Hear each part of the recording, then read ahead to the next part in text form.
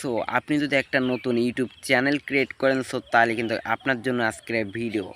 কারণ প্রথমত কিন্তু ইউটিউব চ্যানেল যারা ক্রিয়েট করেন নিয়মিত ভিডিও আপলোড দেন কিন্তু ভিউজ হয় না। সো প্রথম অবস্থায় কিন্তু কারোরই ভিউ হয় না। সো প্রথম অবস্থা থেকে কিন্তু একটা ভালো একটা ভিউজ আনা যাবে। সো আপনারা ইউটিউবে দেখবেন যে অনেক মানুষ ভিডিও ছাড়ে, ভিডিওর মধ্যে কিন্তু কোয়ালিটিটা অনেকটা খারাপ হয়, কিন্তু ভিডিওতে ভিউজ কিন্তু লাখ লাখ মিলিয়ন ছাড়িয়ে যায়। সো তাদের কিন্তু মূল টপিকটি হলো থাম্বনেল। সো থাম্বনেলটা যদি আপনি ভালো করে দিয়ে মানুষকে আকৃষ্ট করতে পারবেন, সো তাহলে কিন্তু আপনার ভিডিওতে ভিউজ অটোমেটিকলি চলে আসবে। সো এই থাম্বনেলটা প্রফেশনালভাবে আমরা কিভাবে বানাতে পারবো, সো সেটি আজকে আমরা আপনাদের দেখাবো। সো ভিডিওটি স্কিপ না করে সম্পূর্ণ ভিডিওটিকে দেখবেন। আর চ্যানেলটি এখনও যারা সাবস্ক্রাইব করেন প্লিজ সাবস্ক্রাইব করে পাশে থাকে বেল বাটনটা অল করে দেন, যাতে এই ধরনের ভিডিও চাললে সর্বপ্রথম আপনি পেয়ে যান। সো চলুন ভিডিওটি শুরু করা যাক। তো তার জন্য আমাদের ফোনে একটা অ্যাপ্লিকেশনের প্রয়োজন হবে, যেটি আমাদের প্লে স্টোর থেকে নামিয়ে নেওয়া লাগবে। সো তার জন্য আমি প্লে স্টোরে ঢুকলাম।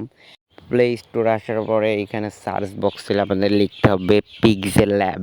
সো আমরা এখানে লিখলাম pixel lab. So pixel lab লিখে আমাদের এখানে সার্চ করলে এরকম একটা আইকন চলে আসবে। সো যাদের ইনস্টল করা নেই তারা এখান থেকে ইনস্টল করে নেবেন। আমার যেহেতু ইনস্টল করা আছে এখানে ইনস্টল হয়েছে, সো আমি এখান থেকে ওপেন করে নেব। তো অ্যাপটি ওপেন হয়ে গেলে আমাদের সামনে এরকম একটা ইন্টারফেস চলে আসবে। সো এরকম একটা ইন্টারফেস চলে আসার পরে এইবারই কিন্তু মেইন যে টপিকটি। সো অনেকে আছে থাম্বনেলের সাইজটা দিতে পারে না, যার কারণে থাম্বনেলটা এলোমেলো হয়ে যায়। সো তার জন্য উপরে দেখছেন 3 ডট অপশন আছে, এখানে গিয়ে এখানে দেখতে পাবেন ইমেজ সাইজ নামে যে অপশনটি আছে। সো এইখানে ক্লিক করবেন। সো দেখতে পাচ্ছেন এখানে দুইটা অপশন আছে, একটা 1280, একটা। সো এটাকে আমরা 1920 বানাবো, 1920 এরকম বানাবো। আর দ্বিতীয়টা হচ্ছে 1080। সো 10 আর 80। সো লিখে ডান দিয়ে দেব, ওকে করে দিলে এখানে নিচের থেকে ওকে দিয়ে দিলে কিন্তু আমাদের থাম্বনেলের সাইজটা সেট হয়ে যাবে। সো দেখতেছেন আপনারা সাইজটা কিন্তু সঠিকভাবে দিবেন। দেখতেছেন আমাদের কিন্তু থাম্বনেলের সাইজটা সেট হয়ে গেছে। এইবার আমরা থাম্বনেলের যে ব্যাকগ্রাউন্ডের কালার সেটি কিন্তু এখান থেকে সেট করব। সো তার জন্য আমাদের নিচে দেখতে পাচ্ছেন 4 নম্বর একটা অপশন আছে, এইখানে আমাদের ক্লিক করতে হবে। সো উপরে দেখতেন কালার নামে যে অপশনটি আছে সেটি হচ্ছে আমরা এখান থেকে কাস্টমাইজ করে নিতে পারবো কালারটা। সো মনে করেন আপনি এখান থেকে এদের মন মতো এই অ্যাপটির মধ্যে অনেক রকম কালার আছে, সেই রকম দিতে পারেন। নিচে দেখতে পাচ্ছেন একটা ফ্রম গ্যালারি নামে যে অপশনটি আছে, এইখান থেকে আপনি যদি কোনো ব্যাকগ্রাউন্ড কালার যদি গ্যালারিতে সেভ করে রাখেন, সো ওইখান থেকে আপনারা কিন্তু দিতে পারবেন। সো আমি আমার কালারটা এখান থেকে কাস্টমাইজ করে নেব। সো তার জন্য উপরে কালারের দামে যে অপশনটি আছে ওইখানে যদি আমি ট্যাপ করি, এইরকমই একটা অপশন দেখতে পাচ্ছেন। নিচে দেখতে পাচ্ছেন দুইটা গোল দাগ রয়েছে। সো এটা হচ্ছে সাদা কালো। সো সাদা কালোতে কিন্তু আমার কাছে বেশি ভালো লাগে। আর আপনারা যদি সাদা কালো না দিতে চান, সব সাইডে দেখতে পাচ্ছেন প্লাস একটা অপশন আছে, তার জন্য উপরে কালার নামে অপশনে ক্লিক করে নিচে দেখতে পাচ্ছেন প্লাস একটা অপশন আছে, এখানে ক্লিক করে দেখতে পাচ্ছেন এখান থেকে কালারটি কাস্টমাইজ করে নেবেন। সো আপনাদের যেই রকম ভালো লাগে সেরকম দিবেন, যাতে থাম্বনেলটা দেখতে ভালো লাগে। সো আমার কাছে এইটার থেকে দেখতে পাচ্ছেন এইটা খুবই কিন্তু ভালো লাগছে। সো আমার কাছে সাদা কালোটাই বেশি ভালো লাগছে। সো আর আমার থাম্বনেল হিসাবে এইটাই পারফেক্ট। সো আমি এটা রেখে উপরে টিক মার্কে ক্লিক করে দিলাম। এবার যে কাজটি করতে হবে, আমাদের থাম্বনেল বানাতে একটা ফটো লাগবে। সো ফটোটি আমি গ্যালারি থেকে সেভ করা ফটোটি নেব। সো তার জন্য উপরে দেখতেন প্লাস অপশন ক্লিক করে ফ্রম গ্যালারিতে ক্লিক করলে কিন্তু আমাদের গ্যালারিটা ওপেন হয়ে যাবে। সো এইখান থেকে আমাদের সেভ করা ফটোটা আমি সিলেক্ট করে দিলাম, এরকম একটা ইন্টারফেস চলে আসবে। সো এইখানে দেখতেন টিক মার্ক একটা অপশন আছে। সো এইখানে আমরা ক্লিক করলে কিন্তু দেখতেন ফটোটা কত সুন্দরভাবে থাম্বনেলের উপর চলে এলো। সো এইখান থেকে ফটোটির সাইজ আমরা কিন্তু কম বেশি করে নিতে পারবো। সো ফটোটির সাইজ বাড়ানোর জন্য এই আইকনটা ধরে যদি আমরা ট্যাপ করে একটু স্ক্রল করি, সো দেখতে পাচ্ছেন আমাদের ফটোটা কিন্তু বড় হচ্ছে। আর ওই রাইট সাইডের ওইটা যদি আমরা ট্যাপ করে বাড়ানো টানানো করি, তখন আমাদের ফটো রোটেট হবে। ফটো এরকমই রেখে দিলাম। সো এখন আমাদের আমাদের লেখা লাগবে এখানে থাম্বনেলের উপর। সো তার জন্য নিচে এ নামে একটা অপশন আছে, এখানে ক্লিক করে উপরে দেখতে পাচ্ছেন একটা প্লাস নামে অপশন আছে। সো প্লাসে যদি ক্লিক করি, সো দেখতে পাচ্ছেন রাইট সাইডে কর্নার একটা নিউ টেক্সট নামে একটা অপশন চলে এসেছে। সো এখানে যদি আমরা ডাবল ট্যাপ করি, সো এইরকম একটা লেখার কি অপশন চলে আসবে। সো এখানে আপনারা যে রকম থাম্বনেল বানাবেন সেরকম লিখবেন। সো আমি যেহেতু লিখবো মোবাইল দিয়ে কীভাবে থাম্বনেল বানাই, সো সেজন্য লিখলাম মোবাইল দিয়ে। সো মোবাইল দিয়ে লিখে এখানে নিচে করে দিলে এই থাম্বনেলে কিন্তু সেট হয়ে যাবে। সো আপনারাও এই সেম প্রসেসে করবেন। সো দেখতে পাচ্ছেন এটা কিন্তু ছোটো বড় করে নেওয়া যাচ্ছে, যে এইখানে মানে সেইখানে বসানো যাচ্ছে, রোটেট করা যাবে। সো আপনারা যেই রকম থাম্বনেল বানাবেন সবগুলো আগে লিখে নেবেন, পরে কালার গ্রেডিং করবেন, স্টাইল করবেন। সো আমি আমার সব কিছু লিখে নিচ্ছি।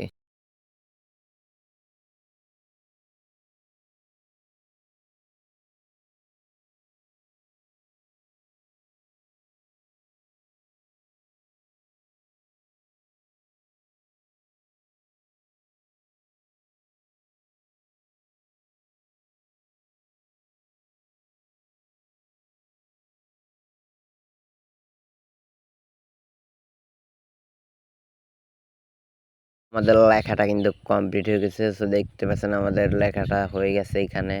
সেকেন্ড লেখাটা কালার গ্রেডিং এবং স্টাইল করতে হবে। সো তার জন্য আমাদের যে লেখাটি স্টাইল করবে সেটির উপর ট্যাপ করলে দেখতে পাচ্ছেন নিচে কয়েকটা অপশন চলে এসেছে। সো এখানে দেখতে পাচ্ছেন লেখার কালারটা আমরা কিন্তু এইটা দিয়ে চেঞ্জ করতে হবে। সো কালারের উপর ক্লিক করলে সো দেখতে পাচ্ছেন এখান থেকে কিন্তু কাস্টমাইজ করে নিতে পারেন। সো তার জন্য প্লাস অপশন, যে এখানে কিন্তু প্লাস অপশন থেকে কালারটি কাস্টমাইজ করে নিতে হবে।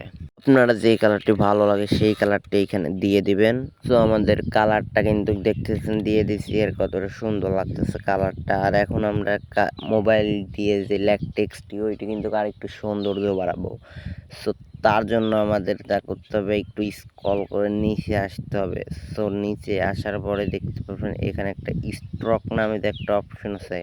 তো স্ট্রোকের উপর যদি ক্লিক করি, সো এই অপশনটি ইনেবল করে দিতে হবে আমাদের। ইনেবল করে দিলে দেখতে পাচ্ছেন আমাদের সামনে এরকম একটা অপশন আসবে। সো তার জন্য নিচে দেখতে পাচ্ছেন স্ট্রোক উইথ নামে অপশন আছে। সো এটা যদি আমরা কমানো বাড়ানো করি, সো দেখতে পাচ্ছেন কত সুন্দরভাবে হয়ে যাচ্ছে।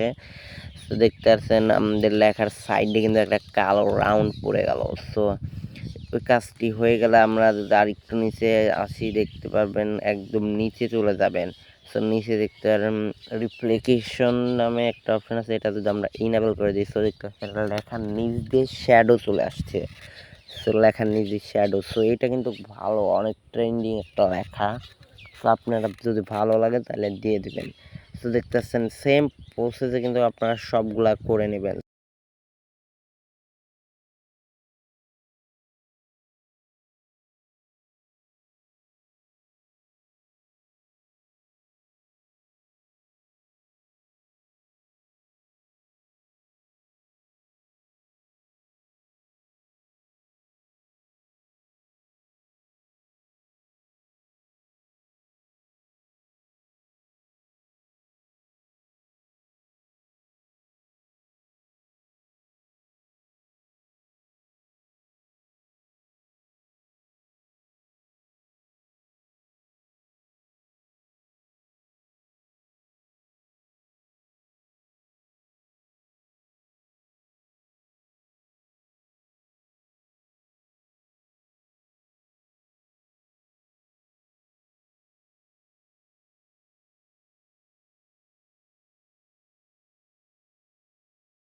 সো দেখতে পাচ্ছেন আমাদের টেক্সটগুলা কিন্তু কমপ্লিট হয়ে গেছে, আমাদের থাম্বনেলটা কিন্তু কমপ্লিট হয়ে গেছে, আর কতটা সুন্দর লাগতেছে দেখতে। সো সেম প্রসেসে আপনারাও করবেন, আপনাদেরটাও কিন্তু অনেকটা বেটার হবে। সো আমার থেকে ভালো, আরও বেশি ভালো হতেও পারে।